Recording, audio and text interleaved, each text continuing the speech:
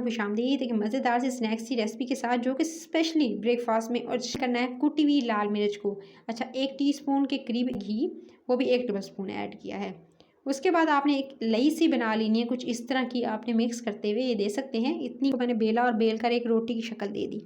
तो गोलाई में इस तरह से बिल्कुल सेट करके एक गोल रोटी की तरह बेलने के बाद ये परफेक्ट रेडी हो चुकी है। अब आपने क्या करना है, इसी वजह से जो आपको नज़र आ रहे थे स्टार्टिंग में आपने देखी किस तरह से इसके अंदर जो थे वो इस वजह से हैं, जो जितनी ज़्यादा मज़ेदार सी इसके अंदर लेयर्स आई हैं वो आपको मैं भी आज जो है इस तरह से अगेन इसको हाथ से ही फ्लैट कर लिया मैंने।